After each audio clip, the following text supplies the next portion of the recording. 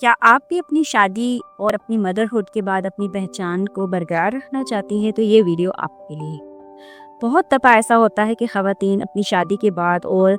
Motherhood के phase से जब गुज़रती हैं तो उसके चैलेंजेस को फ़ेस करने की वजह से अपनी आइडेंटिटी को खो देती हैं और वो चाहती हैं कि वो अपनी आइडेंटिटी दोबारा से उसी तरीके से बना सकें, लेकिन उसमें उनको मुश्किलात का सामना होता है। बहुत दफ़ा ऐसा होता है कि आपके पेरेंट्स या आपके इन लॉज या आपका पार्टनर इतना सपोर्टिव नहीं होता। तो आज हम उस केस में भी बात करेंगे कि आप अपनी आइडेंटिटी उस केस में किस तरीके से बरकरार रख सकते हैं। यहाँ पर मैं ये बात करूँगी, बहुत दफ़ा ऐसा होता है कि ख़वातीन अपनी फील्ड से रिलेटेड काम करना चाहती हैं या जिसमें उन्होंने पढ़ा है या जो उनके पास स्किल है उसी पर ही काम करना चाहती हैं और उससे अपनी आइडेंटिटी बनाना चाहती हैं। ये बहुत अच्छी बात है कि अगर आपको अपनी फील्ड से रिलेटेड अपनी स्किल के ऊपर अपनी आइडेंटिटी बनाने का मौका मिले और आपको सपोर्टिव एनवायरनमेंट मिल जाए तो आप अपनी आइडेंटिटी को बरकरार रख सकती हैं। लेकिन वो केसेस जहाँ पर आपके पार्टनर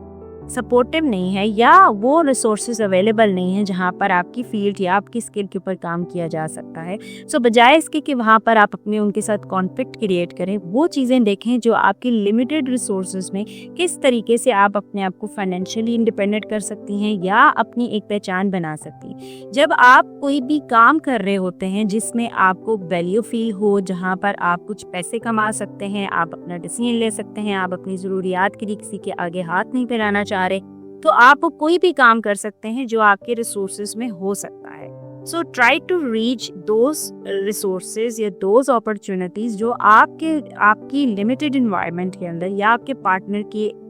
जो सपोर्ट के अंदर आप उसको अप्रोच कर सकते हैं, तो उस चीज़ को ज़रूर करें। बहुत दफ़ा ऐसा होता है वो ख़वातीन अपनी फील्ड से रिलेटेड काम करने की उनको इजाज़त नहीं मिलती या वो इतने चैलेंजेस फेस कर रही होती हैं अपने पार्टनर के साथ कि उस चीज़ को वो एक्सेप्ट नहीं कर पा रहे होते, तो उस चीज़ के ऊपर वो इतना झगड़ा और कॉन्फ्लिक्ट क्रिएट होता है कि वो काम भी छोड़ देती हैं जो वो कर सकती हैं। तो उससे क्या होता है कि अंदर ही अंदर वो डिप्रेस रहती हैं और अपनी आइडेंटिटी वो मेंटेन नहीं कर पाती। सो यहाँ पर मैं ये